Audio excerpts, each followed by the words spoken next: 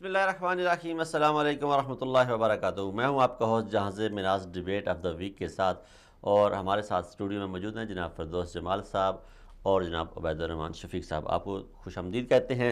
आज गुज़श्ता हफ़्ते का कुछ हाथा हम इस तरह करेंगे कि पाकिस्तानी मईशत की ओर देखेंगे किस तरफ जा रही है। मौजूदा हुकूमत जो है वो कह रही है कि सब ठीक है, लेकिन अपोजिशन हमें मुसलसल डरा रही है। अब देखना ये है कि पाकिस्तानी अवाम को अपोजिशन की धमकियों से डरना चाहिए या अपोजिशन पेशनगोइयों से डरना चाहिए, या वाकई मईशत के साथ कुछ और नहीं जा रहा है। इसके बारे में बात करेंगे। हमारे साथ माहिर माशियात जनाब बरकतुल्लाह लोन साहब हमारे साथ होंगे कॉल पे।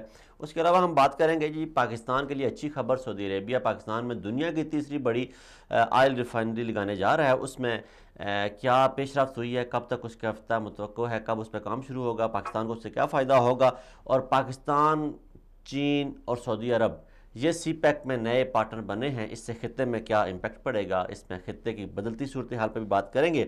और 2019 में माशी इनकलाब आएगा या जो मईशत है उसका भी बड़ा गर्क होगा। मिनी बजट किस तरफ जा रहा है इस पर भी बात करेंगे।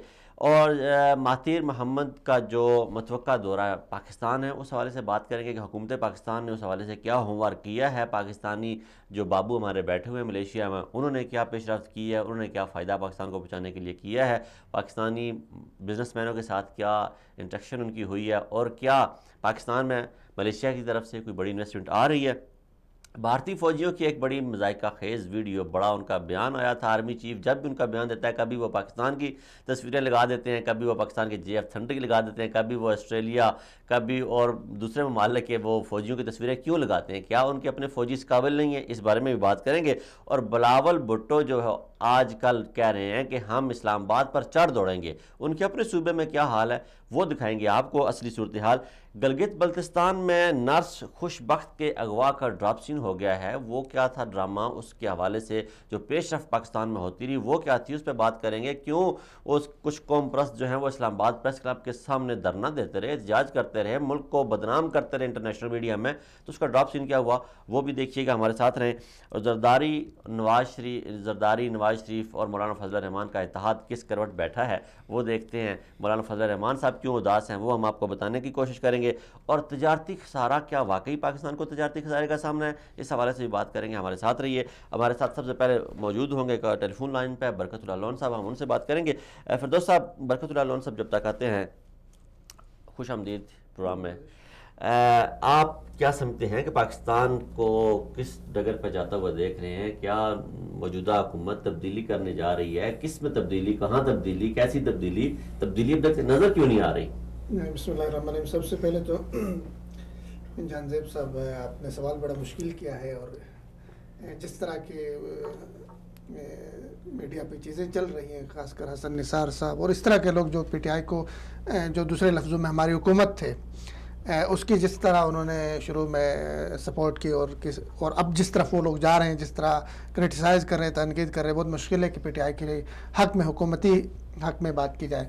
लेकिन मैं ज़ाती तौर पर समझता हूँ कि हुकूमत जिस तरफ जा रही है, दो चीज़ें हैं। एक चीज़ तो ये है कि मतलब हुकूमत वक्ती तौर पे बहरान से निकलने के लिए जो इक़दाम कर रही है उससे अवाम के ऊपर भी दबाव पड़ रहा है, चीज़ें महंगी हो रही है। एक तो वो है, एक लॉन्ग टर्म जो काम कर रही है हुकूमत, तो उस हवाले से उसके जो समरात आएंगे आगे, माशी इनकलाब और माशी हवाले से बाहर से जो सरमायाकारी होगी, इन्वेस्ट होगी, इंडस्ट्रीज़ लगेंगी, ये सारी चीज़ें, इसका जाहिर है कोई 3 महीने में, 4 महीने में उसके समरात सामने नहीं आएंगे। अच्छा, तो मैं समझता हूँ कि कुछ वक्त आगे हुकूमत, एक ज़ाती तौर पर ये मेरी राय है, उबैद साहब आपको भी शामिल करते हैं, कि मेरी ज़ाती तौर पर राय ये है कि पाकिस्तान में जो अपोजिशन होती है वो झूठ को इस कदर बढ़ा चढ़ा के बयान करती है कि आवाम जो उसे सच समझना शुरू हो जाते हैं। असली सूरत हाल जो है वो हुकूमत बता रही होती है, हुकूमती तर्जमान को पता होता है इस वक्त हमारी मईशत कैसी है, या वर्ल्ड बैंक को पता होता है, या इंटरनेशनल जो मॉनेटरी एजेंसियां उन्हें पता होता है कि पाकिस्तान की इस वक्त सूरत हाल क्या है।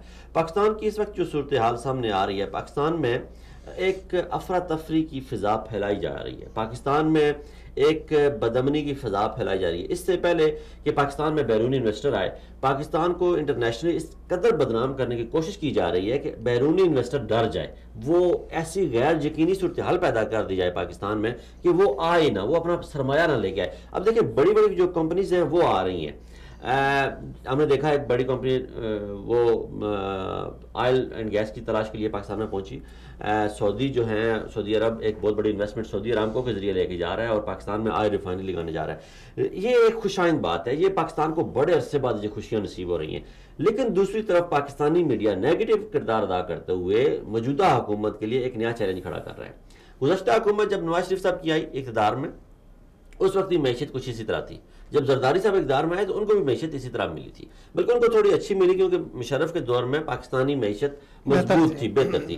नवाज शरीफ साहब को मैशियत कमज़ोर मिली, उन्होंने कर्जे लिए, कर्जे लेकर उन्होंने गलती ये की, कर्जों से उन्होंने ऐसे मनसूबे लगा दिए पाकिस्तान में जिनसे हम डॉलर कमा नहीं सकते। मेरी मायशात से बात हो रही थी, उन्होंने बताया कि जब हम कोई भी मुल्क कर्जे लेता है, जैसे मलेशिया ने भी कर्जे लिए, इंडिया ने भी कर्जे लिए और दूसरे मालिक कर्जे लेते हैं, वो जब कर्जे लेते हैं तो डॉलर में कर्जे लेते हैं और वो ऐसे मनसूबे लगाते हैं जिनसे डॉलर बनाए जाए, फिर उन डॉलर को अपने रिजर्व में भी रखते हैं, उन्हीं डॉलर से मुल्क में तरक्की भी करते हैं, मुल्क में तरक्याती काम भी करते हैं और उन्हीं डॉलर से कर्ज वापस भी किया जाता है। हमारे यहाँ बदकिस्मती ये हुई कि हमने डॉलर लिया, डॉलर अपने पास रखे, कुछ डॉलर तो हमारे पास आए नहीं, बाहर से वो डील हो जाती थी, IMF और कर्जों की मदद में चले जाते थे। दूसरा, कुछ डॉलर हमने लिए और वो डॉलर हमारे यहाँ आए, हमने उससे 300 अरब डॉलर का मेट्रो ऑरेंज ट्रेन का मनसूबा लगा दिया, उस पर 12 अरब डॉलर की सालाना सब्सिडी देनी पड़ेगी। यानी हमने जो डॉलर लेके आए उस पर से हमने डॉलर कमाए नहीं। फिर हमारे साथ सबसे बड़ा धोखा हमारे ताजर करते रहे। हमारे ताजर ये करते थे कि वो पाकिस्तान से सब्सिडी लेते थे एक्सपोर्ट के नाम पे, कि आप हम हुकूमत पाकिस्तान हर ताजर का सब्सिडी देती है, एक्सपोर्ट के नाम पर उसे सब्सिडी दी जाती, टैक्सों में से छूट दी जाती थी। वो क्या करता था, पाकिस्तान से अपना माल सस्ते दामों लेके अमेरिका, बरतानिया, दुबई वो लेके जाता था, उन मार्केटों में अपना माल बेचा, वो पैसा डॉलर पाकिस्तान लेके आने के बजाय वो हमारा सरमायादार क्या करता था, वहीं पे पैसा इन्वेस्ट किया, वहीं पे अपने फ्लैट लिए, वहीं पे अपने बच्चों की स्कूल फीसें अदा की, बच्चों को सेटल किया, अपनी नस्लों को सेटल किया और डॉलर पाकिस्तान ना। इस तरह पाकिस्तान को खुसारा होता रहा। नवाज शरीफ साहब के साथ जो लगा हुआ था ये तजारती और ये जो बिजनेसमैन था, उसके मकसद यही थे कि क्योंकि इनका अपना भी यही मशगला था कि मनी लॉन्ड्रिंग, पैसा बाहर ले जाना, और ताजर जो था उसके पास बहुत बड़ा अच्छा उसको लिंक जो था वो गवर्नमेंट ऑफ पाकिस्तान ने दिया हुआ था। तो इस तरह ये जो मैशत की पटड़ी है। और अब यहाँ पे एक छोटी सी बात करना चाहूँगा कि जब हिटलर ने मारना शुरू किया ना यहूदियों को, तो जेलों में बंद किया हुआ था, तो वहाँ पे एक जोसेफ नामी यहूदी था उसकी जेल में, तो वो अपने सारे कैदियों को ये कहता था कि बहुत जल्द जर्मन फौजें जो है ना आने वाली हैं, आप तैयार हैं, बेफिक्र हो जाएं, इसका कला कमा हो जाएगा और हम सारे आज़ाद हो जाएंगे। वो मेरे पास एक रेडियो है, मैंने अपनी बैरक में रेडियो रखा हुआ है, वो बैरक में रेडियो जो मेरे पास पड़ा, मैं उसमें रोज़ खबरें सुनता हूँ, पेशरफ्त बड़ी तेज़ी से हो रही है, हिटलर का शिकस्त होने वाली है, हम सारे आज़ाद हो जाएंगे। वो देखते उन खाना भी कैदियों को नहीं देते, कैदियों को वो मार भी रहे होते, कैदियों पर जुल्म सितम भी कर रहे थे, लेकिन फिर भी उनका मोराल जो था वो हाई होता जा रहा था। उम्मीद पे रखा उसने, एक उम्मीद थी, लेकिन वो झूठ बोल रहा था उनके साथ। तो हुआ ये कि वो जब उसको एक दिन मार दिया और उसकी बैरक का सफाई की, उसमें से देखा तो कुछ भी नहीं मिला, कुछ भी नहीं था वहां पे, वो झूठ बोलता था। लेकिन वो जो कुछ अरसे बाद वाकई हिटलर को शिकस्त हुई तो वो सारे कैदी आज़ाद हो गए। तो उसकी आज भी कब्र पर लिखा हुआ है जोसेफ द ग्रेट लॉयर।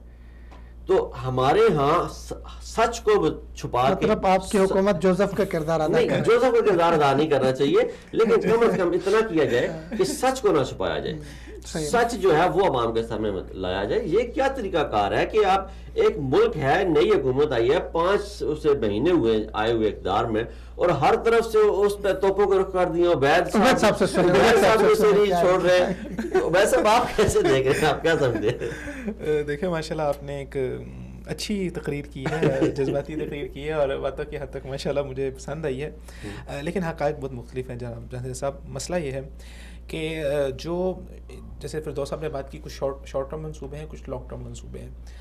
अभी जो मौजूदा हुकूमत के ऊपर जो सबसे बड़ा चैलेंज है वो उन्होंने मौजूदा मईशत से बाहर निकल के आना है। और जो हमारे पहले शेडो मिनिस्टर थे फाइनेंस के, जब तहरीक इंसाफ ने उनको नॉमिनेट किया तो वो अपना होमवर्क सही तरीके से नहीं कर सके, और मौजूदा यही मसला आया है कि उनका होमवर्क कंप्लीट नहीं था, जिसकी वजह से मज़ीद मसाइल के अंदर हम गिरते जा रहे हैं। जो माशी इस्लाहात वो लेके आए, जो इस्लाहात उन्होंने की, उससे उनका ख्याल ये था कि पाकिस्तान की जो पाकिस्तान इंपोर्ट कर रहा है चीज़ें उनके अंदर कमी आएगी और एक्सपोर्ट्स बढ़ेंगी। और उन्होंने क्या किया, पैसे की डिवेल्यूएशन कर दी और उसके ऊपर टैक्सेस बढ़ा दिए जो आप चीज़ें इंपोर्ट कर रहे हैं। अब उससे हुआ ये कि आप जब सी पैक लगा रहे हैं इतना बड़ा, तो उसके अंदर एक बहुत वसी तादाद के अंदर और एक खतीर रकम के अंदर आप चीज़ों को इंपोर्ट कर रहे हैं, आप उनको नहीं रोक सकते क्योंकि आप इतना बड़ा प्रोजेक्ट लगा रहे हैं।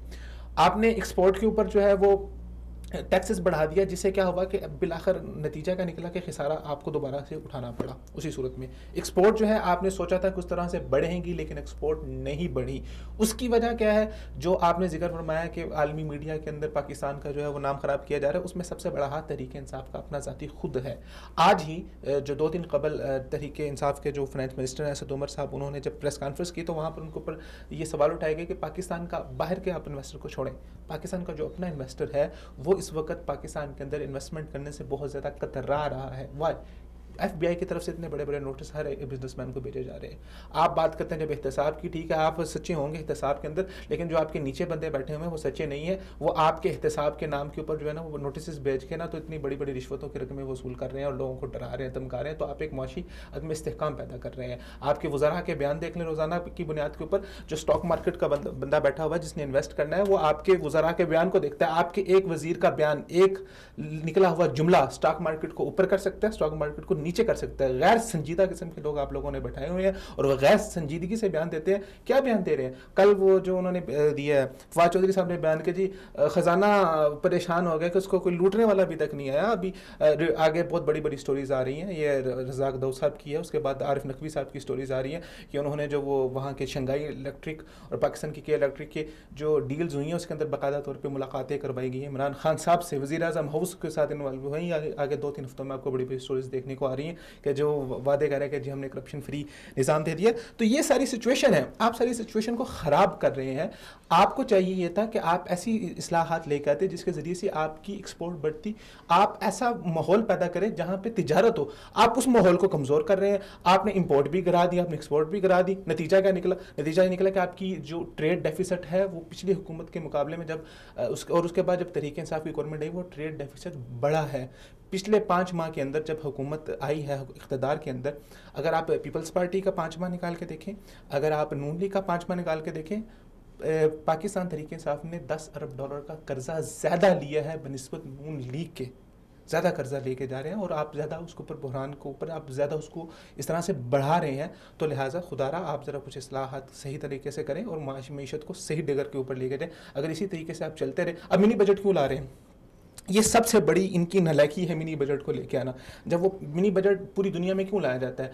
आप देखते हैं कि आपने पहले बजट के अंदर जो पेश किया था वहाँ पर जो आपने टैक्सेस लगाए थे और उन टैक्सेस की वजह से आपने सोचा था कि मुल्क के पास जो वसाइल आएंगे, जो पैसा इकट्ठा होगा, उसके बाद आप उसके ज़रिए से अपनी अदायगी करेंगे। अब वहाँ पर टैक्सेस सही तरह से लगाए नहीं गए और अब मिनी बजट लाया जा रहा है टैक्स लगाने के लिए। देखिए मिनी बजट के हवाले से मिनी बजट के हवाले से 3 चीज़ें तो असद उमर साहब ने क्लियर की। एक तो ये कि इसमें नए टैक्स नहीं लगाएंगे। बरकतुल्लाह लोन साहब है। अस्सलाम वालेकुम साहब। जी वालेकुम सलाम सर, बहुत शुक्रिया आपने वक्त दिया। हम जानना चाहेंगे, जैसे हर पाकिस्तानी जानना चाहता है कि मौजूदा हुकूमत में क्या माशी बुरान हमारे गिर्द मंडला रहा है या हुकूमत माशी बुरान से निकल चुकी है? नहीं, इस वक्त हुकूमत माशी बहरान से निकल नहीं चुकी है, बल्कि माशी बहरान अभी है और हुकूमत कोशिश कर रही है कि उससे निकला जाए। अच्छा, जो हुकूमती वुज़रा हैं वो कह रहे हैं कि हम माशी बहरान से निकल चुके हैं, जबकि अपोजिशन जो है वो कह रही है जी कि आने वाले दिन पाकिस्तान के इससे भी बदतर होंगे। हमने देखा कि बिजली की कीमतें बढ़ा दी गई, गैस की कीमतें बढ़ा दी गई और हमने ये देखा कि पाकिस्तान में जो लाइफ सेविंग अद्वियात हैं उनकी कीमतों में 15 से 17% इजाफा कर दिया गया। तो हुकूमत कौन सी तब्दीली लाने जा रही है? कैसे इस बहरान पर काबू पाएगी? हुकूमत के पास कोई पॉलिसी है? नहीं, जब ये हुकूमती वुज़रा जब ये कहते हैं ना कि हम मुआशी बहरान से निकल चुके हैं, मेरे ख्याल से मैंने तो कोई ऐसा बयान नहीं सुना है। उनका जो असल जो इस हवाले से जो उनका जो मौक़िफ़ है वो ये है कि वो भी ये समझते हैं कि मुआशी बहरान से निकले नहीं है। उनका ये कहना है कि जो IMF के पास जो इमीडिएट नीड थी ना गवर्नमेंट में आने के बाद 6 महीने पहले, जो पाकिस्तान डिफॉल्ट की पोजीशन में था और IMF के अलावा कोई ऑप्शन नहीं था, वो उस सूरत हाल से निकल चुके हैं। उनका जो कहने का जो पॉइंट ऑफ व्यू है ना वो ये है। यानी IMF के पास अभी हम न भी जाएं और आराम से जाएं और शायद अल्लाह करे जाने की जरूरत भी न पड़े, उस सूरत हाल से निकल चुके हैं जो पाकिस्तान को एक आपका जो फॉरेन एक्सचेंज रिजर्व है वो बिल्कुल डाउन हो गए थे, और जो इंपोर्ट की जो पेमेंटें हैं, फॉरेन पेमेंटें हैं, और जो मार्कअप और जो लोन्स की जो पेमेंट्स जो ड्यू थी उसकी पेमेंट्स के लिए जो पाकिस्तान के पास पैसे नहीं थे, वो गंभीर सूरत हाल से निकल चुके हैं। लेकिन जो ओवरऑल दूसरी जो मैक्रो इकोनॉमी की जो सिचुएशन है वो अभी उसके खतरात, उसकी मशाकिल जो है, उसके मसाइल अभी बरकरार हैं, और ये आहिस्ता आहिस्ता गवर्नमेंट कोशिश कर रही है उससे निकला जाए, और उसके लिए टाइम लगेगा। ये कोई दिनों में या महीनों का काम नहीं है, ये मेरे ख्याल से अगला 1 से 1.5 साल लगेगा इसमें। ये जो हुकूमत ने कर्जे लिए हैं अभी दोस्त ममालिक से, इन कर्जों को साल या 2 साल या 3 साल का वक्त लिया है, क्या 3-2 साल में ये कर्जे वापस करने के काबिल होंगे? हम कोई ऐसे मंसूबे लगाने जा रहे हैं पाकिस्तान में जिनसे हम इतने डॉलर कमा लेंगे कि ये कर्जे वापस कर सके हम?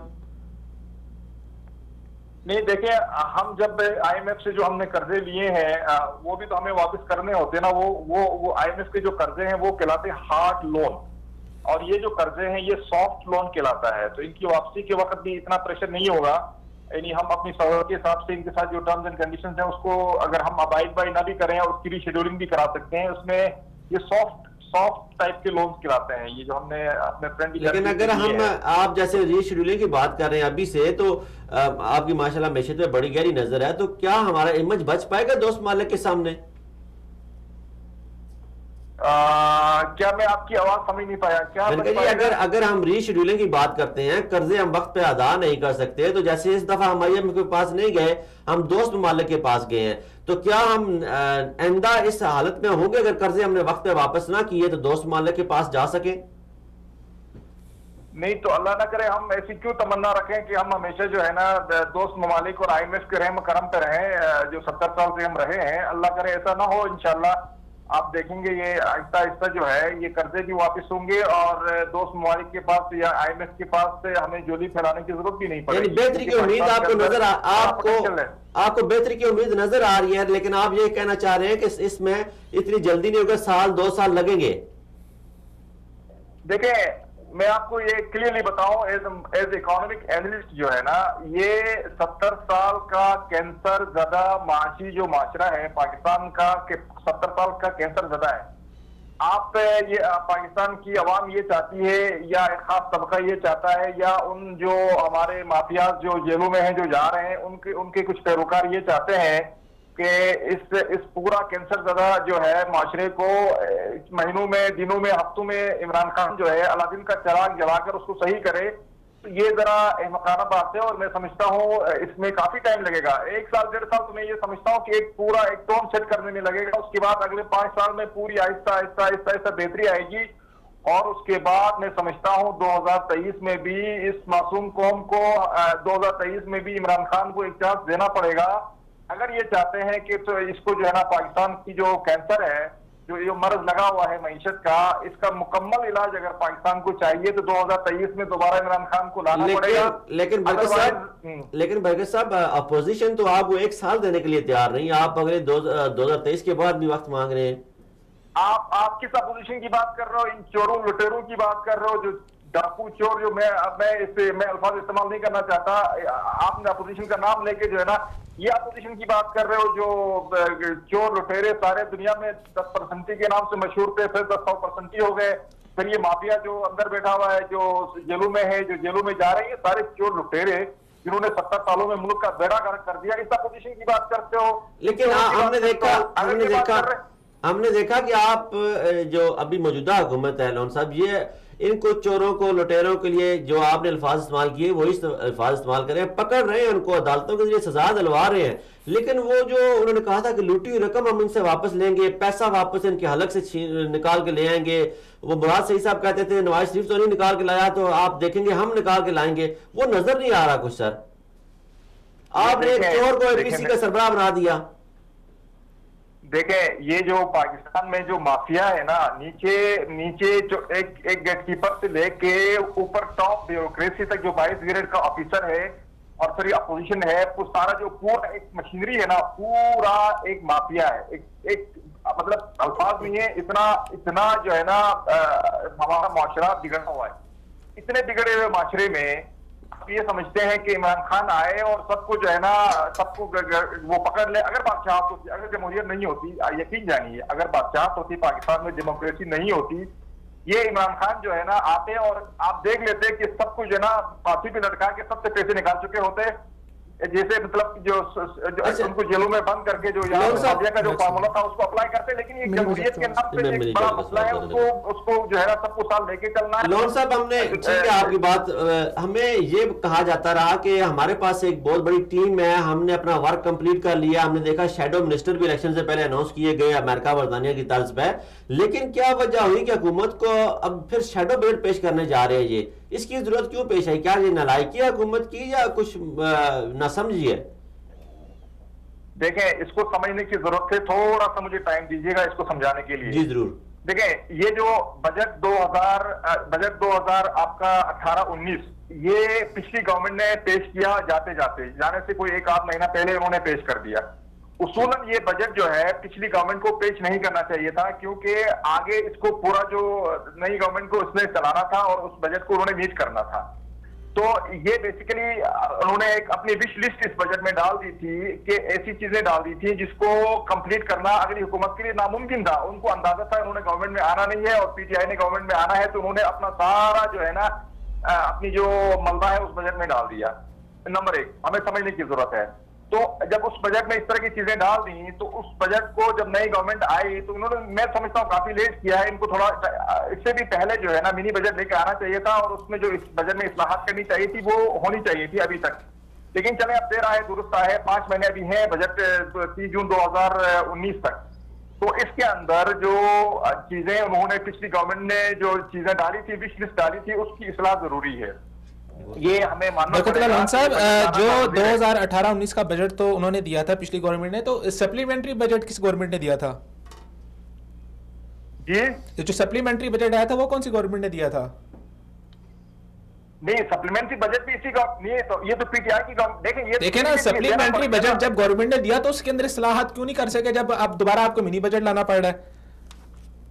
नहीं, देखें मेरी बात सुने, सब जब एक जो मेन बजट देखें, जो एक मेन बजट बनता है, जब पूरे मुल्क का फर्स्ट टाइम जब जो बजट बनता है उसमें सारी चीजें कवर अप होती हैं। सप्लीमेंट्री बजट में सारी चीजें कवर अप नहीं होती हैं, उसमें बहुत सारे इश्यूज रह जाते हैं जिसकी वजह से इनको मिनी बजट लेके आना पड़ रहा है। आपकी बात इस हद तक सही है कि इनको कोशिश करनी चाहिए थी कि सारी चीजें वो सप्लीमेंट्री बजट में एड्रेस करते और ये मिनी बजट की नौबत ना आती, लेकिन शायद कुछ चीजें रह गई उसके अंदर, इसलिए मिनी बजट लाना पड़ गया। अच्छा बरकतुल्लाह साहब, मेरा एक स्पेसिफिक सवाल आपसे, आपने जिक्र किया कि ये पाकिस्तानी मुआशरा 70 साल कैंसर ज़दा मुआशरा है और मईशत का ठीक है बात तस्लीम की जाती है, लेकिन एक मसला यह है कि जो हुकूमत की कारकर्दगी है 5 महीनों के अंदर, हम उसके ऊपर बात कर रहे हैं कि उस हवाले से हमें देखने में आया कि आपका ट्रेड डेफिसिट बड़ा है, आपने पिछली हुकूमतों के मुकाबले में जो $10 अरब का कर्जा ज्यादा लिया है और उसके अलावा और भी बहुत सारे मसाइल बड़े हैं। तो हम इसके ऊपर बात कर रहे हैं कि ये जो माशी सलाहत कर रही है गवर्नमेंट, इससे नजर नहीं आ रहा कि आगे साल 1.5 साल के अंदर कुछ मजीद बेहतरियां पैदा हों। देखें, ये सिर्फ फिगर कोड करने से कुछ नहीं होगा। $10 अरब जो कर्जा बढ़ा है, वो कर्जा क्या इन्होंने लाके कोई अपने गवर्नमेंट के एक्सपेंडिचर बढ़ाए हैं या पिछली गवर्नमेंट के जो लोन ड्यूज थे उसको पे करने के लिए उन्होंने कर्जे लिए फ्रेंडली कंट्रीज से? समझने की जरूरत है। वो जो लायबिलिटीज पिछली गवर्नमेंट खड़ी करके गई थी बैलेंस शीट में पाकिस्तान की, उसको पे ऑफ करने के लिए उन्होंने कर्जे लिए हैं। ये क्या ये $10 अरब लेके इन्होंने अपनी जेबों में डाले हैं या मेट्रो बना के उससे कमीशन खाया है या नंदीपुर पावर प्रोजेक्ट से जो है $10 अरब आपका ट्रेड डेफिसिट तो कम होना चाहिए, इतना ट्रेड डेफिसिट कैसे बढ़ गया फिर? बहुत शुक्रिया बरकतुल्लाह लोन साहब, बहुत शुक्रिया, उम्मीद करते हैं आप इतना वक्त देते रहेंगे। फिरदौस साहब क्या कहेंगे आप? जो बरकतुल्लाह लोन साहब के मुताबिक तो ऑल इज वेल, लेकिन हुकूमत को थोड़ा वक्त दे। नहीं, जाहिर है बरकतुल्लाह लोन साहब एक वाहिर मईशत हैं, बहुत सारी चीज़ें ऐसी होती हैं जो मतलब ज़ाहिर आवाम नहीं समझ सकती या अपोजिशन भी नहीं समझ सकती, या समझते हुए अपोजिशन आवाम को नहीं कहना चाह रहे, ठीक है ना। हाँ, मसला ये देखें, कुछ चीज़ें आपने जैसे कि बजट की बात की, उन्होंने बजट जो बनाया था वो पहली हुकूमत ने बनाया था 2019 और 18 का, उसमें ऐसी चीज़ें बनाई डाली, उनको पता था हमने आना नहीं, जैसे लोन साहब ने कहा। अब मसला ये होता है कि आपने देखना यह है कि भाई आगे आपने लेके चलना है नहीं चलना है हुकूमत को, कौम को। हुकूमत तो इस चीज़ को समझती है और उसने लेके चलना होता है, और अपोजिशन की कोशिश ये होती है किसी तरह से भी उसको चलने न दिया जाए। ये दोनों चीज़ें थे। अभी उनके साथ हमने बात करनी चाहिए थी मनी बजट के हवाले से, ठीक है। खुल के बजट देखिए, शोर अपोजिशन ने शोर कर दिया कि जी मनी बजट आ रहा है, आने से पहले ही उन्होंने शोर किया चीज़ें महंगी होंगी, फलाना होगा, फिस्ताना होगा, टैक्स लगेंगे। 3 चीज़ें उसने बता दी असद उमर ने बहुत वजाहत के साथ मैंने उनकी तकरीर सुनी। एक तो उन्होंने कहा नहीं टैक्सेस नहीं लगेंगे, नहीं लगेंगे तो नहीं लगेंगे कि भाई उसने कहा नहीं लगेंगे, ठीक है, लगेंगे फिर बात करें, अगर लग जाती है तो बात कर ले। दूसरा उसने कहा कि भाई टैक्सेस में जो बेज़ाब्तगियाँ थी उस पर कंट्रोल करने के लिए यहाँ पे हम इकदाम कर रहे हैं मिनी बजट में। और तीसरी उन्होंने ये कहा कि जो मैंने अब लिख के लाया यहाँ पे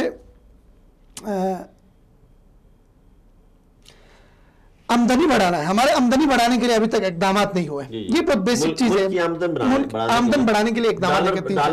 फिर आप अपने देखो, अपनी मुल्क की हालात भी देखें ना। मसला क्या है कि आपके हमसाए में आपने देखना है कि आपने तिजारत किन के साथ करनी है। 3 आपके हमसाए हैं, ठीक है, बड़े। ईरान है, आप उसके, ईरान खुद आलमी पाबंदियों का शिकार है, वो आपके साथ ट्रेड करने की पोजीशन में नहीं है। ठीक है। अफगानिस्तान है, अफगानिस्तान के अंदर के अपने मामलात बिगड़े हुए हैं, वो आपके साथ तिजारत करने की पोजीशन। अफगानिस्तान की मार्केट जो अभी पाकिस्तान के लिए बड़ी मौसर साबित होती जा रही है। अभी अभी हो रही है, उस पर इकदाम हो रहे हैं। ट्रंप का जो बयान है, उसने कहा लाइब्रेरी बना दी, वहां पड़ गया कौन। हाँ, इंडिया के साथ उस पर हम बात करेंगे। तीसरा हमारे पास इंडिया है, इंडिया के साथ हमारे बहुत सारे सेटलमेंट के इश्यूज है, बहुत मसाइल है। तो रहता है एक चाइना है, उस चाइना के साथ हम कोशिश कर रहे हैं, चाइना के साथ हमारी ट्रेड बढ़ रही है, बढ़ी है, डॉलर की बढ़ी है। उबैद रहमान साहब, सॉरी, आप बात कर रहे थे उनसे, आप लोन साहब की बातों से जो है फिरदौस जमाल साहब मुतफिक नजर आए। अच्छा देखिए, मेरा नोट दीजिएगा, आप बहुत सारे मामलात हैं जो 3 वजूहात जिक्र किए फिरदौस जमाल साहब ने, यही होनी चाहिए थी। और ये होना चाहिए था सप्लीमेंट्री बजट के अंदर, जिसको बरकतुल्लाह लोन साहब ने भी कोट किया। लेकिन वो सप्लीमेंट्री बजट के अंदर हुकूमत नहीं कर सकी, होमवर्क कंप्लीट नहीं था, नाकामी थी, नालायकी थी, इस बात को तस्लीम कर लें। दूसरी चीज़, आगे साल से 1.5 साल के अंदर हुकूमत का काम यह है कि हुकूमत कम से कम ये जो तवाज़ुन था मीशत का ख़राब हो रहा था, उस तवाज़ुन को बरकरार रखती। क्योंकि आगे 2-2.5 साल के बाद वैसे ही आपके पास जो बड़े बड़े प्रोजेक्ट लग रहे हैं, हम आगे सऊदी अरब ने जो बड़ी इन्वेस्टमेंट की उसके ऊपर से बात करेंगे। क्योंकि चाइना का जितना तेल है वो अब पाकिस्तान के रास्ते से होकर जाएगा। उसमें खाली चाइना का नहीं, ये पाकिस्तान का बेसिकली अरब ममालिक का, दुबई का, ये भी उस ऑयल रिफाइनरी में जाएगा। नहीं, ऑयल रिफाइनरी में क्यों लगा रहे हैं, हम आगे मजीद तफसील में बात करें। ऑयल रिफाइनरी में इसलिए लगा रहे हैं ताकि यहाँ से डायरेक्ट ऑयल रिफाइन होकर चाइना को जाए, और चाइना जो ऑयल बहुत बड़ा कंज्यूमर है, तो उसका जितना वो रोड का टूल टैक्स है और बहुत सारी चीज़ें आएंगी, तो आगे 2-2.5 साल में मीशत वैसे ही बेहतर हो जाएगी। आपका काम क्या था, आप अच्छे पत्ते ये खेलते कि आप 1.5-2 साल तक मीशत को तवाज़ुन करके रखते, लेकिन इन्होंने अपनी नालायकियों की वजह से मीशत को गिरा दिया है। अब इसको संभलने के लिए कम से कम 1.5-2 साल मजीद। आप ये समझते हैं कि ये मौजूदा हुकूमत ने मीशत को गिरा दिया, गुज़श्ता हुकूमतों का कोई किरदार नहीं? देखिए, गुज़श्ता हुकूमतों का किरदार है, लेकिन उन्होंने तवाज़ुन रखा हुआ था, इनसे तवाज़ुन नहीं संभाला गया। देखिए, मैं एक बात यहाँ एक चीज़ देखो जहन में रखनी, मौजूदा हुकूमत की एक चीज़ को आपको सराहना पड़ेगा, इस हुकूमत ने कौम से जुट नहीं बोला। ये बाहर से कर्जे देखो, अभी कर्जे लेके देखो, डॉलर बाहर से लेके डॉलर पे नहीं चला। तो आप जो था, जहां पे बढ़ रही है महंगाई, बढ़ने दी, जो हो रहा है हकीकत कौम के सामने, जब कंट्रोल होगी, ठीक है ना। आप मसनूई तौर पे कंट्रोल करेंगे, उसके मुल्क को हमेशगी का नुकसान होगा। फिर एक और चीज़ बड़ी अहम है, देखिए इमरान खान के बाद पीटीआई में एक आदमी है टोटल, ओनली वन, वो है असद उमर। असद उमर को खराब करने की भरपूर कोशिश की अपोजिशन ने भी और मीडिया ने भी। चले असद उमर को गिराना, यहीं से बात करेंगे। यहाँ पे हम छोटी सी एक ब्रेक लेते हैं। ब्रेक के बाद जब हम आएंगे तो बात करेंगे जो पाकिस्तान में सऊदी अरेबिया इन्वेस्टमेंट लेके जा रहा है, पाकिस्तान से क्या फ़ायदे लेगा, उसके मकासद क्या हैं, अगराज़ मकासद क्या हैं, और पाक सऊदीया चीन का जो नया खित्ते में ब्लॉक बन रहा है, और भारत के जो फौजियों की जगहसाई हो रही है उस पर, और गिलगित बल्तिस्तान के हवाले से, और जरदारी, मौलाना और नवाज शरीफ के इत्तेहाद के बारे में, और तजारती खजारे के बारे में हमने बात कर ली है। स्टे विद अस, बिल्कुल शॉर्ट सा ब्रेक के बाद।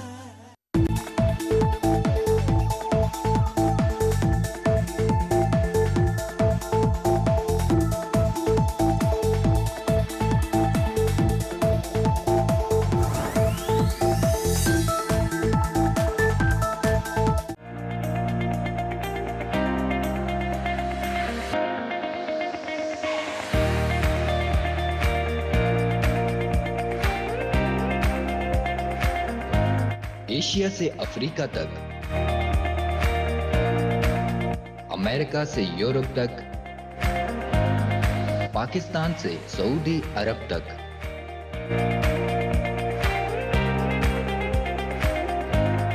दुनिया भर की ताज़ा और मुस्तनद खबरें, बेलाग और मुनफरिद तज्ज़ियात,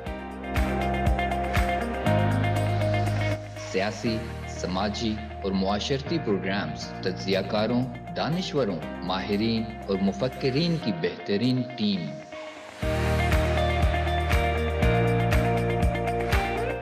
उर्दू जुबान के सबसे बड़े मुस्तनद चैनल 24 उर्दू के जरिए हर पल रखेगी आपको बाखबर।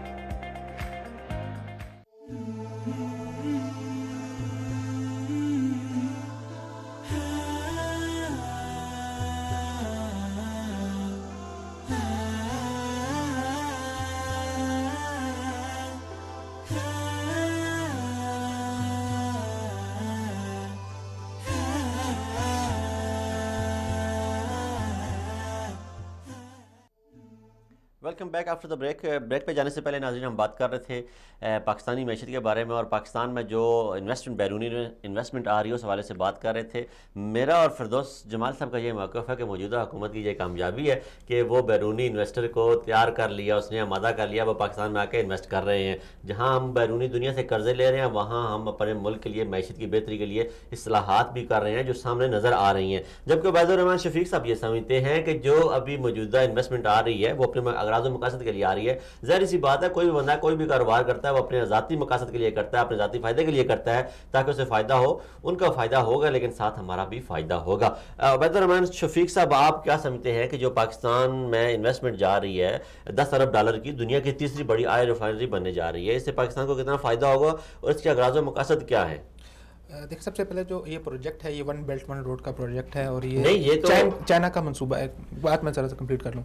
ये चाइना का मंसूबा मुख्तलिफ ममालिक से होता हुआ जा रहा है और मुख्तलिफ ममालिक के अंदर मलेशिया के अंदर, मैं ऑयल रिफाइनरी के ऊपर आ रहा हूँ और आपने गवर्नमेंट के ऊपर आ रहा हूँ कि इस प्रोजेक्ट के ऊपर बात करूँ। तो ये बेसिकली मंसूबा चाइना का है और चाइना इसको आगे लेके चल रहा है और इसके फेजेस थे, वो फेजेस कंप्लीट होना शुरू हो रहे हैं। उसके लिए उसने अपनी एक स्ट्रेटजी बनाई हुई है, उस फेजेस के मुताबिक चल रहा है। तो उस फेज़ के लिहाज से, उस स्ट्रेटजी के हिसाब से इस वक्त के अंदर यही कुछ होना था, चाहे तहरीक इंसाफ की गवर्नमेंट होती, कोई और ये ऑयल रिफाइनरी जो है ये बननी थी। हाँ जी, ये सब चीजें ये सब चीजें होनी थी। ये एक स्ट्रेटेजिक प्लानिंग थी। आप चाइना को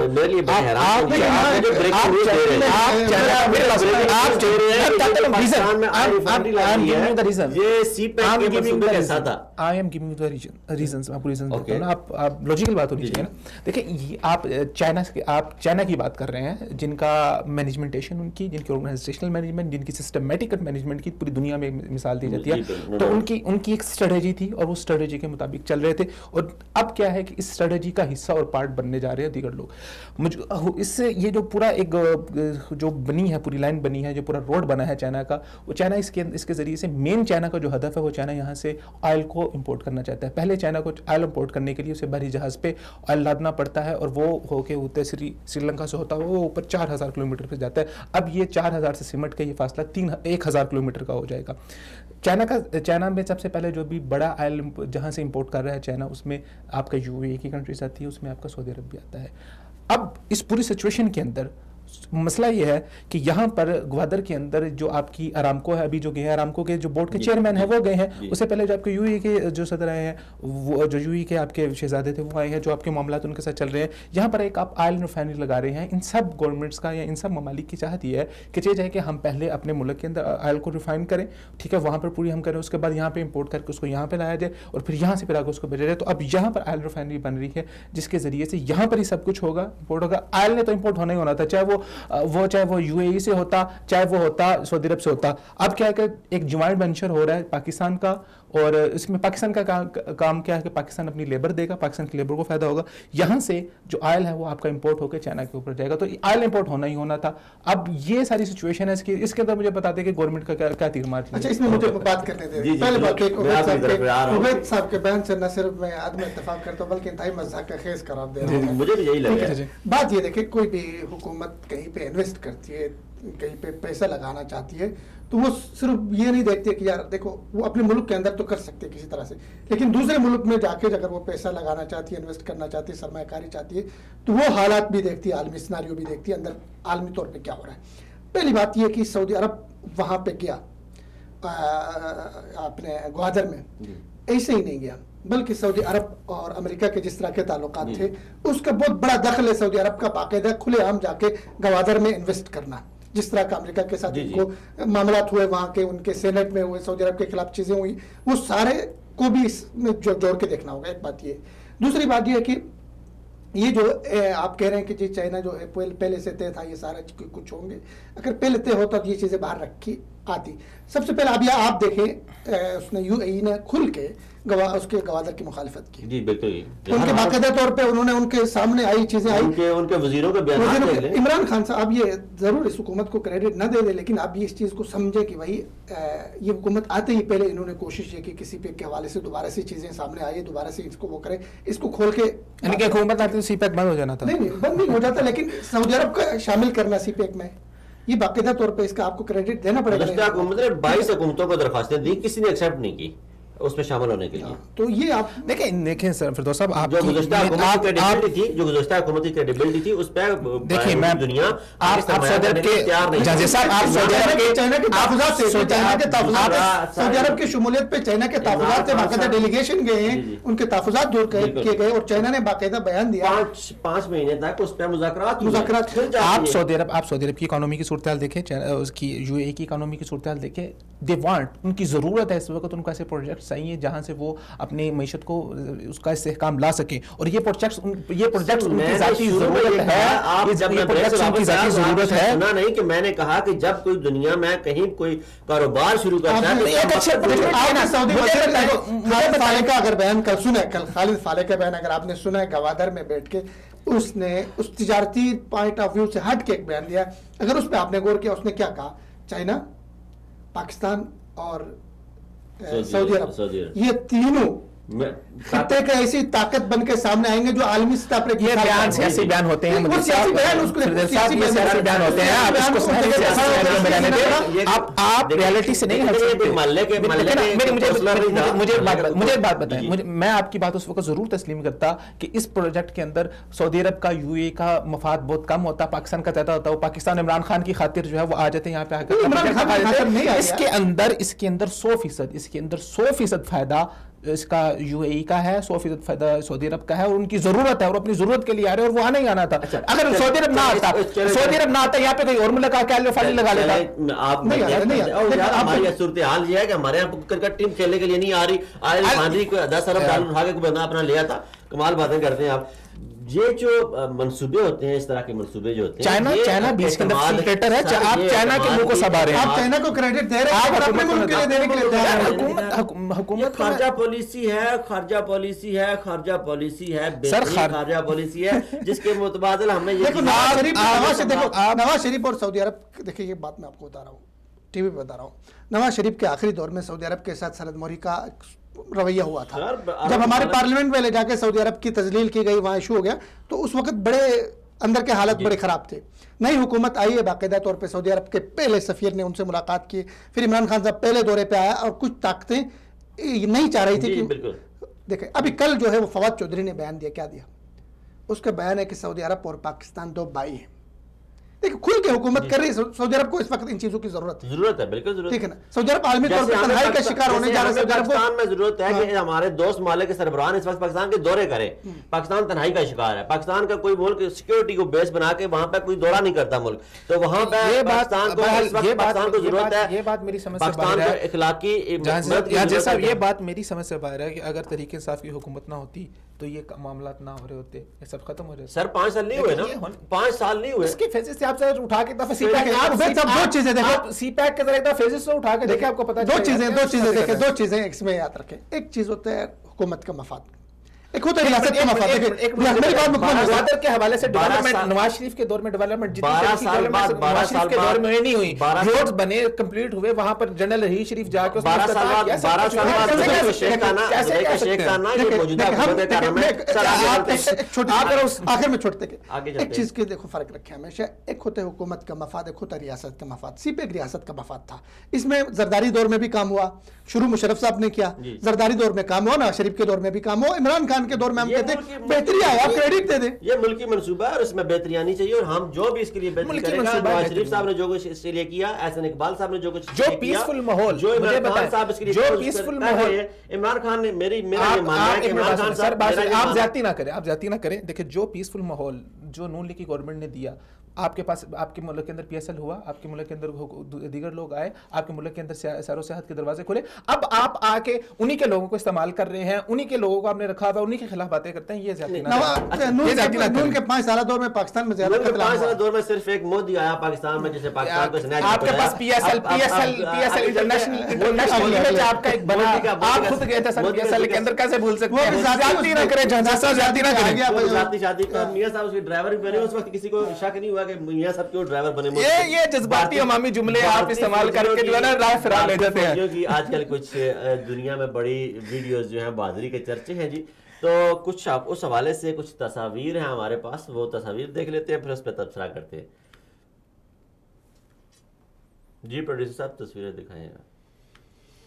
ये तस्वीर जो है जी जी, ये तस्वीर देखिए, ये इसमें भारतीय झंडा पेंट किया हुआ और इसमें ये तासुर दिया है कि ये खवातीन पाकिस्तान के बॉर्डर पे खड़ी है और भारतीय ऐसी खवातीन तो भारतीय फिल्मों में देखने को मिलती है।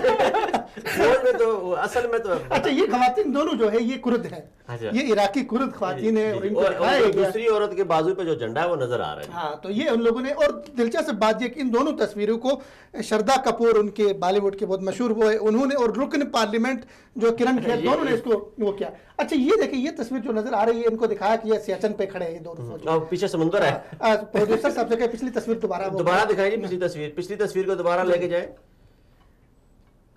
ये अमेरिकन एक तैराक की तस्वीर है। अच्छा, ठीक है ना, ठीक है। डेन उसका नाम है, और ये बर्फ में उसने बनाई और उसको दिखाया जी सियाचिन में जो है वो तैराक बर्फ में ढकी हुई सारी कुछ। ये तस्वीर, ये अमेरिकन तैराक की, और पीछे देखो समंदर भी नजर आ रहा है। तो इसको दिखाया जी ये सियाचिन में है और ये बर्फ में इसकी हालत है, और वहां पे उनके जज्बे जगाने की कोशिश की गई। ये एक वो तैराक है। आगे आएंगे 2 तस्वीरें, आगे चलाएं जी, स्लाइड को चलाएं आगे। ये स्लीपिंग बैग में दिखाया गया, ये सियाचिन में ये ड्यूटी दे रहे हैं और बेचारे बर्फ से जम चुके हैं। हालांकि ये दोनों तस्वीरें जो है ये 2013 की तस्वीरें, और 2013 में ये रूसी फौजियों की तस्वीरें ट्रेनिंग के दौरान की हैं। अच्छा, तरबियत के दौरान के उन मरहले से उनको गुजारना पड़ा। तो ये फेक तस्वीरें। आगे एक वीडियो हमारे पास है जो भारतीय फौजियों की हकीकी बहादुरी को, ये वीडियो जी असल में जो उनका जो ये कमांडो है उनके, जो है दरिया क्रॉस कर रहे हैं। मैं भी सर्जिकल स्ट्राइक करने के लिए आ रहे हैं। मैं भी यही कहने लगा था कि कहीं सर्जिकल स्ट्राइक तो नहीं कर रहे जा रहे पाकिस्तान पे। यह इनकी हालत है। अच्छा, ये पीछे जो खड़े हैं साथी, ये चीख रहे हैं या क्या कर रहे हैं? ये मजाक उड़ा रहे हैं, मुझे तो लग रहा है। अच्छा, ये कमांडो है इनके। अच्छा, और दिलचस्प बात यह कि एक दफा ये ट्रेनिंग से फारिग हो गए, ये बड़ा इनका अलमिया है। 40 कमांडो जो है बस से उतर के भाग गए। उनको ट्रेनिंग से फारिग हो गए, उनको भेज रहे थे आसाम में, किसी उस पे मिशन पे भेज रहे थे। रास्ते में बस रोकी और वहीं से ये वो भाग गए। चक्कर हो गए जी। अच्छा, ये देखो कैसे क्रॉस कर रहे हैं। मैं कहता हूँ जी कमाल महारत है जी, ये तो वाकई कोई लगता है सर्जिकल स्ट्राइक करके आ रहे दाल खा के। ये गाय का गोश्त तो खाते नहीं है, वो जो गाय का चीज इस्तेमाल करते हैं। मैं एक और वीडियो में देख रहा था, इनके भारतीय जो है उसके फौजियों के हवाले से, उनकी कोई माँ है किसी फौजी की जो कारगिल में बैठा उनका मारा गया है। अच्छा। उसने तो मिट्टी पलीद की, आपने देखी होगी, मिट्टी पलीद की। उसने कहा कि हमारे फौजियों को ले जाके मारा गया, हमारे बच्चों को मारा गया, उनको ठीक से राशन नहीं मिलता है, ठीक से उनके लिए कपड़े नहीं मिल रहे, ठीक से जूते नहीं मिल रहे, वेपन्स नहीं मिल रहे।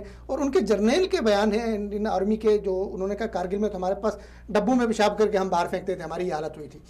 एक तो ये बात है कि देखिए, फौजी किसी भी मुल्क का होता है वो अपने मुल्क के लिए जान कुर्बान करता है, इसमें कोई शक नहीं। ये भी दुरुस्त बात है कि इनकी फौजें भी सियाचिन में वहाँ पे ड्यूटियाँ दे रहे हैं, बर्फ़ में ड्यूटियाँ दे रहे हैं, हमारी फौजियों की तरह कारगिल में इनकी भी फौजी है। लेकिन एक चीज़ फ़र्क करती है हमारी और उनकी अफवाज में, कि वो सिर्फ तनख्वाह के लिए लड़ रहे होते हैं। जज्बा वतन होता है लेकिन सपना नहीं, तनख्वाह सैलरी है, ये चीज़ों के लिए लड़ते हैं। लेकिन हमारी फ़ौज के पास क्या होता है?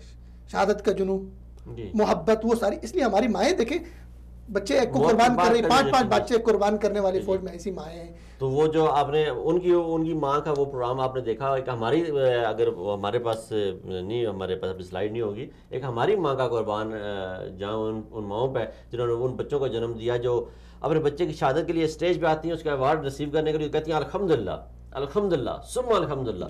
एक ये जज्बा है, एक तरफ वो जज्बा है। इसमें हमने दिखाना ये है कि देखें, एक तो ये कि भारतीय फौजी इस हवाले से कि कितने झूठ बोल रहे हैं, कितना झूठ बोल रहे हैं, कितना इनका मनफी प्रोपेगंडा है फौजों के हवाले से। भाई तुम लोग और चीज़ें, बहुत सारी फौजें, तुम्हारी फौजों ने जंगें भी लड़ी है, रियल चीज़ें। तो इनकी मीडिया की जो क्रेडिबिलिटी है, उनकी जो हकीकत है वो भी सामने आ रही है, किस तरह की फेक चीज़ों को लेकर सामने आ रहे हैं। आप क्या कहेंगे?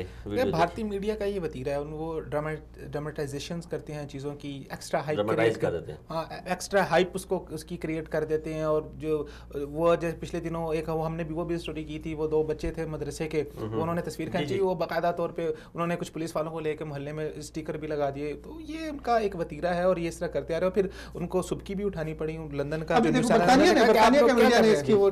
अच्छा, वो आजकल एक और भी बड़ी मोदी के बड़े किसी बोल पे ना, मोदी ने वो ट्रम्प ने कहा वो 5 घंटे तक मेरा दिमाग खाता रहा, वो इंडिया का वज़ीर आज़म किसी ने मेरी जान क्यों नहीं छुड़ाई। तो वो मुझे कह रहा था शुक्रिया अदा करें हमारा जो $3 बिलियन हमने खर्च किए। असल में देखें, अगर आप थोड़े से मोदी असल में दरअसल हुआ ये कि अफगानिस्तान में उसको चौधरी बना के हमारे ऊपर लाया गया मोदी को, और मोदी बड़ा खुश था 9/11 के बाद कि जी पाकिस्तान के गर्दन पे आके बैठेंगे। लेकिन आज 18 साल के बाद देखो, वहाँ प्रेस कॉन्फ्रेंस उसने की मोदी ने, और उसी प्रेस कॉन्फ्रेंस के अंदर उसने कहा पाकिस्तान की नई क़यादत से मिलना चाहता हूँ, पाकिस्तान से अच्छे ताल्लुकात चाहते। उसी में उन्होंने बात की कि मोदी हमसे कह रहा है भाई शुक्रिया अदा करो अमेरिका हमारा कि हमने अफगानिस्तान में काम किया। अब मोदी ने ट्रंप ने बड़े मज़ाहिया अंदाज में, बड़े मज़ाक़-ए-ख़ेज़ अंदाज में तज़लील करते हुए, तहक़ीर करते हुए कहा कि मोदी से मैंने पूछा तुमने क्या काम किया, कह रहे हमने लाइब्रेरी बनाई वहाँ पे। कहते तेरी लाइब्रेरी में कौन जाता है पढ़ने के लिए वहाँ पे? कहते जितनी लाइब्रेरी पे उसने खर्च किया वो तो 5 घंटों में हम अफगानिस्तान में खर्च कर रहे हैं। 5 घंटे का हमारा खर्च। अच्छा, सिर्फ यही नहीं बल्कि अगर आप देखें, यौम जमहूरिया की तकरीब पे उन्होंने मोदी को बाकायदा इन्विटेशन भेजा था, लेकिन मोदी ने उसने ट्रंप को, भारत ने, लेकिन वो भारतीय यौम जमहूरिया की तकरीब पे भी नहीं आ रहा है। तो ये कि मतलब अफगानिस्तान के अंदर से सिर्फ अमेरिका ही नहीं निकल रहा है, बल्कि भी $2 बिलियन उन्होंने खर्च किए। मेरा ये मानना है कि फिर ये कहेंगे उबैद साहब, ये बेहतरीन वो खारजा डिप्लोमेसी है जिसकी हमें गुज़श्ता 10-12 साल से अशद ज़रूरत थी। पाकिस्तान में और अमेरिका में ऐसे बड़े बड़े हाउसेस बैठे हुए हैं जो रेंट किए जाते हैं और वो आपकी डिप्लोमेसी करते हैं वहाँ की हुकूमतों के अंदर। ये वो पाकिस्तान की इन 5 महीनों के अंदर वो डिप्लोमेसी है जिसके रिजल्ट सामने आ रहे हैं। इसमें मैं शायद आपसे कुल्ली इत्तेफाक ना इसमें देखिए अफगानिस्तान की सूरत-हाल देखिए, आप जो है ना वो अफगानिस्तान में अफगानिस्तान का पाकिस्तान है, जाहिर है इसमें हम सियासी से ज़्यादा अस्करी पॉइंट ऑफ व्यू से हम देख सकते हैं कि अफगानिस्तान में जो डेवलपमेंट पिछले 18 साल में पाकिस्तान ने की है वो अब सामने आएगा, और दुनिया समझ रही है कि जी अफगानिस्तान काबुल का रास्ता जो इस्लामाबाद से होकर जाता है, ये तो बिल्कुल, ये इनके जर्नल भी कहते हैं, उनके CIA के बड़े भी कह रहे हैं जी पाकिस्तान के इदारों ने, एस्टेब्लिशमेंट ने वही करनी है जो उनके मफाद में होगा। दुनिया की हर एजेंसी वही कर रही है जो कर रहे हैं। तो ये खुशकिस्मती है आपकी हुकूमत की कि भाई ये अच्छा, हुकूमत की यार कोई भी बात नहीं सुनता, ना अबैदुर्रहमान सुन रहा है, ना फिरदौस जमाल सुन रहा है। हुकूमत जाए तो जाए किधर, मुझे नहीं लगता हुकूमत 5 साल पूरे करेगी। बिलावल भुट्टो साहब का बयान आया इसी बारे में, उन्होंने कहा जी हम चढ़ाई कर देंगे। अच्छा, उसकी वीडियो पहले सिंध की कोई वीडियो चढ़ाया अगर है, नहीं वो जो चढ़ाई वाला बयान उन्होंने दिया है उसकी थोड़ी सी बात करें, फिर सिंध वाली वीडियो आपको दिखाते हैं। तो बिलावल की उम्र चढ़ाई वाली नहीं है, काफी मतलब वो है हमसे भी छोटे। अच्छा, ठीक है, एक तो बात ये, दूसरी बात ये आपको तो उनकी पैदाइश की भी याद है। पैदाइश की भी याद है, और सारी बहुत सारी चीजें नेशनल चैनल पे बैठे हुए बहुत सारी बातें नहीं कर सकते हैं, कैमरा के वो भी लग सकते हैं। मसला ये कि देखिए बिलावल भुट्टो साहब ने सिंध में बैठ के ये बयान दिया है, और जाहिर है ये बयान किसी और वजह से नहीं दिया, बल्कि बाप पकड़ा गया उसका, खुद पकड़ा जा रहा है, इस वजह से वो अंदर का जो गुस्सा है, गुस्सा किस बात पे, इस बात पे नहीं है कि हुकूमत ने गैस महंगी की, गुस्सा इस बात पे नहीं है कि हुकूमत जो है ना वो टैक्स लगा रही, गुस्सा ये नहीं है। बिलावल का गुस्सा ये है कि बाप के जाली अकाउंट निकले हैं। बिलावल का दुख इस बात का है कि जो है ना वो बाप बेटा दोनों फंस रहे हैं, दोनों के वो सारा कुछ हो रहा है। तो एक तो उन्होंने सिंध में बैठ के सिंध कार्ड खेलने की कोशिश की है। ये हमारे यहाँ सियासतदानों का सबसे मकरूह और गंदा चेहरा यह है कि हमेशा वो जो खेलते हैं उस सिंध की हालत में एक वीडियो आजकल सोशल मीडिया पे जरा है, वो जरा प्रोड्यूसर पे वो जरा सिंध की हालत ज़ार की वीडियो दिखाएं जी, किस सिंध की जब बात करते हैं हमारे सियासतदान किस धड़ल्ले से करते हैं।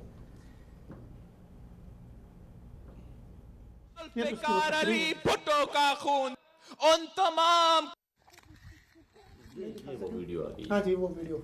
अच्छा ये जा रहे हैं स्कूल, हाँ ये बच्चे स्कूल जा रहे हैं, ये वालिदैन दलदल कीचड़ ये सारा क्रॉस करके ये जा रहे हैं स्कूल, और इनके साथ इनका बेचारों का मास्टर साहब भी हैं अच्छा यहाँ पे मौजूद हैं।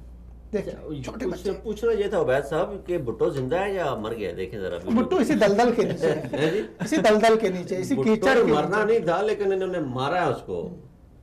देखिए ये हालत थी, और इनको लेकर वो इस्लामाबाद में चढ़ाई करना चाह रहा, ठीक। जिनके लिए उन्होंने स्कूल जाने का रास्ता नहीं दिया, जिनके लिए स्कूल की बिल्डिंग नहीं दी, जिनके लिए अस्पतालों की हालत देख रहे हैं, सिंध के अस्पतालों की हालत क्या है, जो वहाँ जहाँ मुर्दे को गुस्ल देते हैं वहाँ पर जिंदाओं को मेडिसिन दी जा रही है। ये हालत है। और ये जो है जरदारी साहब का बिल्ला जो है वो कोशिश कर रहा है कि इस्लामाबाद पे चढ़ाई करे। ये हाल है इस मुल्क का, कैसे यहाँ पे मुल्क हालत कैसी बदलेगी, लेकिन फिर लोग हुकूमत कैसे चले। फिरदौस उबैदुर रहमान शफीक साहब ये हालात देखते हुए जी, जी। फिर आप जैसे महजब लोग क्यों नवाज शरीफ और जरदारी साहब को सपोर्ट करते देखिए हैं? हम सपोर्ट नहीं कर रहे, हम कह रहे हैं कि जितना उनका जितना जो कुछ उनकी अच्छाई है वो आप बयान करते हैं, जो बुराई है उसको बयान करें।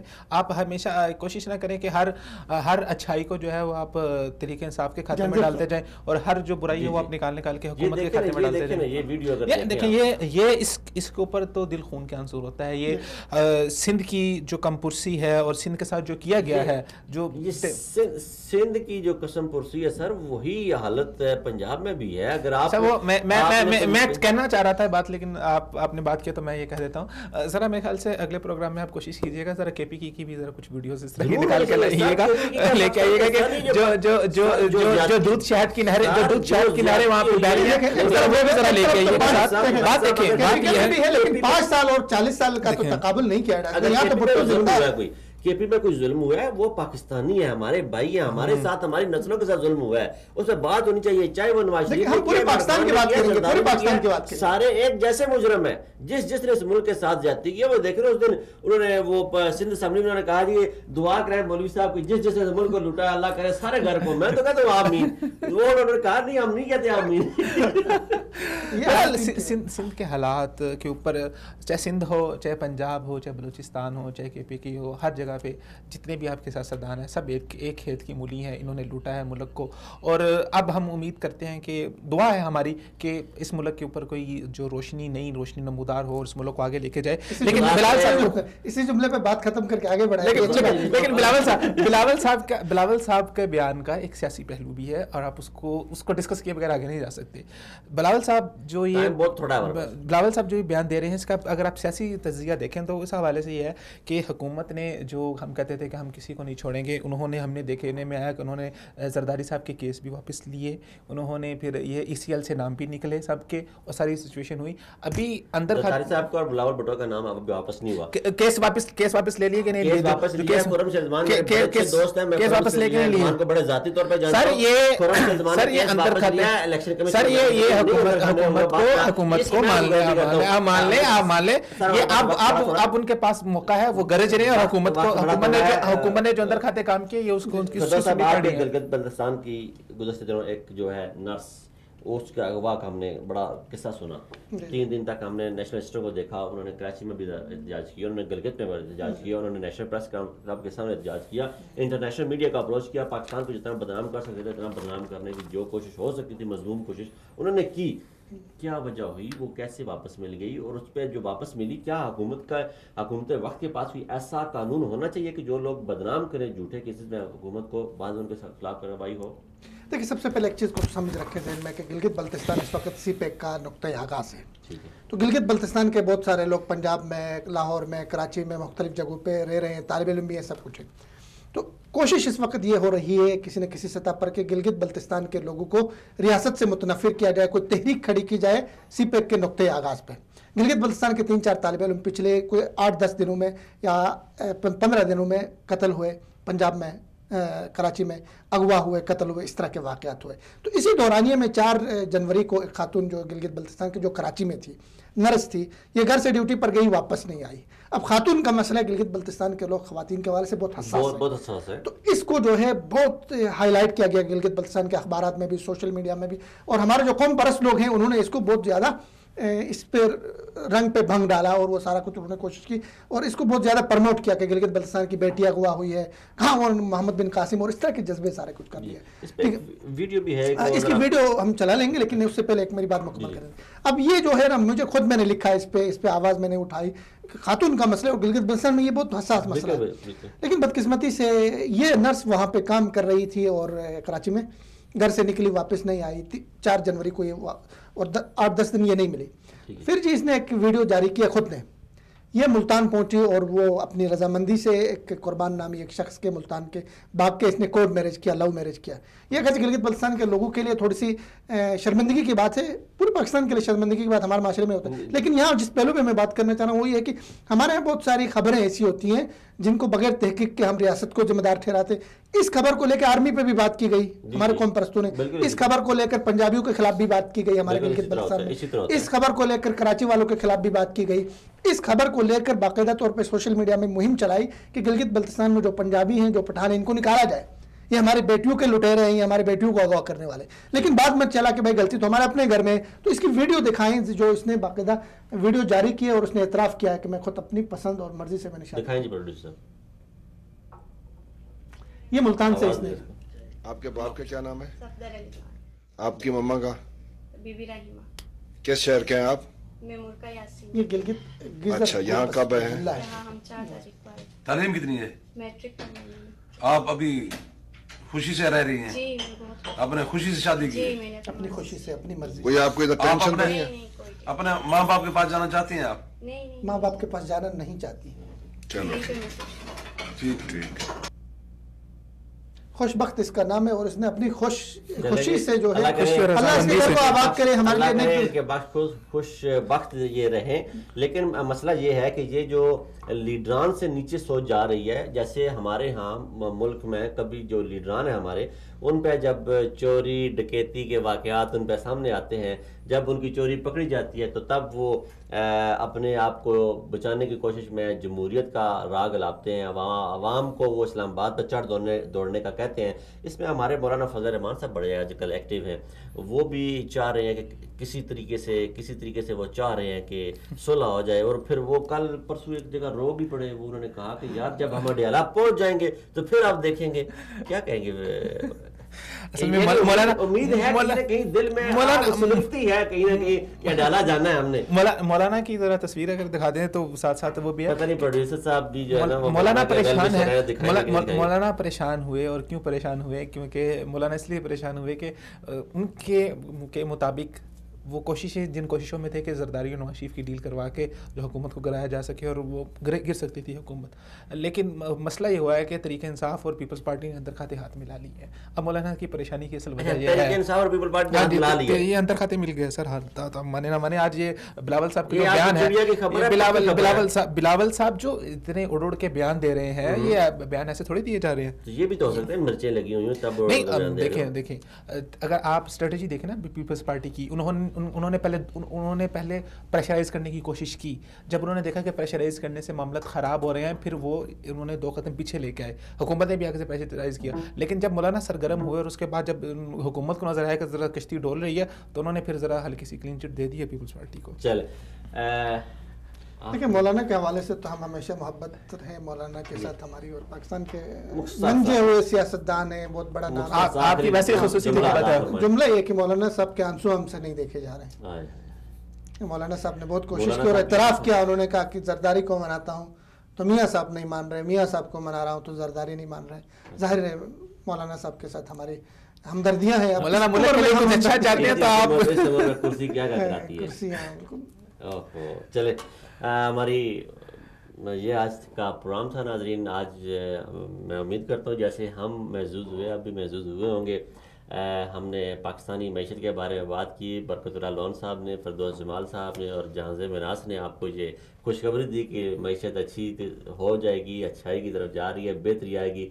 जबकि हमारे दोस्त जो उबैदुर रहमान शफीक साहब हैं वो थोड़े से मुतज़लज़ल राय रखते हैं। मुतज़लज़ल नहीं, बिल्कुल वो मुखालिफ नवीद तो उन्होंने भी कहा कि 1.5 साल तक नहीं है, 1.5 साल तक नवीद नहीं है और 3 साल बाद वैसे ही मामला हल हो जाने। आज एक नया जो हमारे ऊपर इंकशाफ किया उबैदुर रहमान शफीक साहब अक्सर ऐसे इंकशाफात तो करते रहते हैं, लेकिन आज उन्होंने एक नया इंकशाफ ये किया कि पाकिस्तान में जो ऑयल रिफाइनरी सऊदी अरेबिया लगा रहा है ये सी पैक स्ट्रेटजी का हिस्सा थी और ये पहले से आप इसको मैनिपुलेट आप बात को मैनिपुलेट करें ना, आप बात को समझे नहीं इसी तरीके से, आप बात को समझे। अगले प्रोग्राम में हम बात करेंगे, अगले programme oil refinery specific strategy का हिस्सा थी, ये ना मेरा मतलब था ना ये होता है, और हर जी अकल इंसान इसको समझने के लिए समझाने की जरूरत नहीं है। जो इन्वेस्टमेंट हो रही है ऑयल के अंदर ये चीजें होनी थी, ये होनी थी। सऊदिया ना आता कोई और मुल्क आ जाता, ये होना ही होना था। टाइम है इसमें, फिर बाकी अगले प्रोग्राम में हम इस पर बात करेंगे। मातिर मोहम्मद साहब का दौरा जो है वो रह गया, वो उनके दौरे के करीब तरीन हम जाके उसको डिस्कस करेंगे। भारतीय फौजियों के हवाले से हमने बात की, खुद वो जगह सही का मौका देते हैं, कभी वो जेफ ठंड लगा देते हैं, कभी पाकिस्तानी फौजियों की तस्वीरें लगाते हैं। गिलगित बल्तिस्तान के हवाले से और जरदारी और नवाज शरीफ और फजल रहमान साहब क्यों परेशान है वो भी हमने बात की। अगले हफ्ते तक अपने होस्ट जहाज़े मिनाज, फिरदौस जमाल और उबैदुर रहमान शफीक साहब को इजाज़त दीजिए। इंशाल्लाह नए मौज़ूआत के साथ फिर आपकी खिदमत में हाज़िर होंगे। तब तक अस्सलामु अलैकुम व रहमतुल्लाहि व बरकातुहू।